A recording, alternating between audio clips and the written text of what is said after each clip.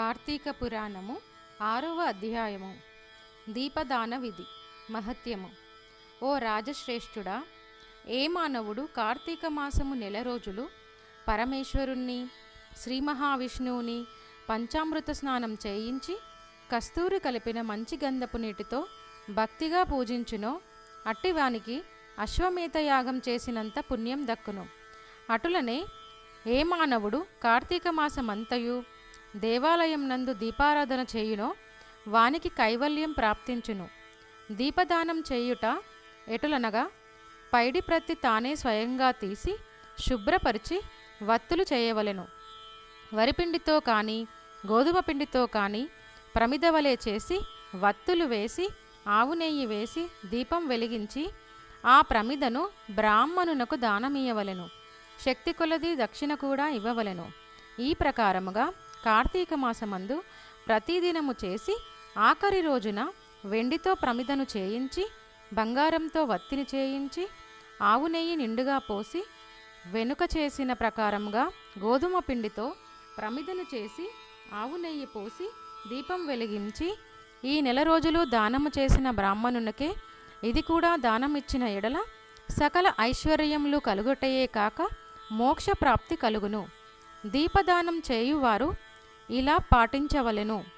సర్వజ్ఞానప్రదం దివ్యం సర్వసంపత్సు కావహం దీపదానం ప్రదాస్యామి శాంతిరస్తు సదా మమ అని స్తోత్రం చేసి దీపదానం చేయవలెను.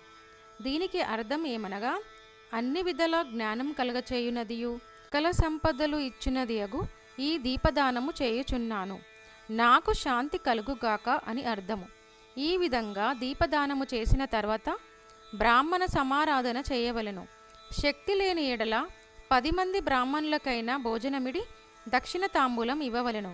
ఈ విధంగా పురుషులు కానీ స్త్రీలు కానీ ఏ ఒక్కరూ చేసినను సిరి సంపదలు విద్యాభివృద్ధి ఆయుర్వృద్ధి కలిగి సుఖింతురు. దీనిని గురించి ఒక ఇతిహాసం కలదు, దానిని వివరించుదును అని వశిష్ఠుడు జనకునితో ఇలా చెప్పసాగెను. లుబ్ధ వితంతువు స్వర్గమున కేగుట.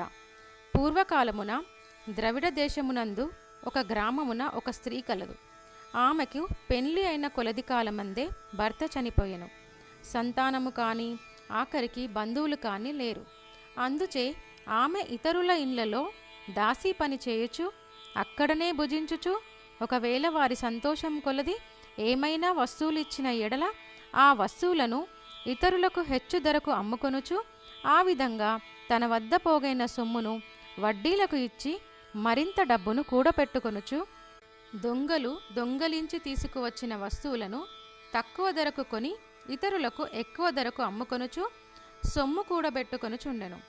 ఈ విధంగా కూడబెట్టిన ధనమును వడ్డీలకిస్తూ శ్రీమంతుల ఇండ్లలో దాసీ పనులు చేస్తూ తన మాటలతో వారిని మంచి చేసుకుని జీవించుచుండెను. ఎంత సంపాదించినా ఏమి ఆమె ఒక్క దినము కూడా ఉపవాసము కానీ దేవుణ్ణి మనసారా ధ్యానించుట కానీ చేసి ఎరుగదు. పైగా వ్రతములు చేసేవారిని తీర్థయాత్రలకు వెళ్ళే వారిని చూసి అవహేళన చేసి ఏ ఒక్క భిక్షగానికి పిడికడు బియ్యం పెట్టక తానూ తినక ధనమును కూడబెట్టుచుండేది. అటుల కొంతకాలం జరిగెను. ఒక రోజున ఒక బ్రాహ్మణుడు శ్రీరంగంలోని శ్రీరంగ నాయకులను సేవించుటకు బయలుదేరి మార్గమధ్యమున ఈ స్త్రీ ఉన్న గ్రామంకు వచ్చి ఆ దినమున అక్కడొక సత్రంలో మజిలీ చేసెను. అతడు ఆ గ్రామంలోని మంచి చెడులను తెలుసుకొని ఆ పిసినారి స్త్రీ సంగతి కూడా తెలుసుకొని ఆమె దగ్గరకు వెళ్ళి, అమ్మా, నా హితవచనమును ఆలకింపుము. నీకు కోపము వచ్చినా సరే నేను చెప్పుచున్న మాటలను ఆలకింపుము. మన శరీరములు శాశ్వతములు కావు, నీటి బుడగల వంటివి. ఏ క్షణంలో మృత్యువు మనలను తీసుకొని పోవునో ఎవరూ చెప్పలేరు.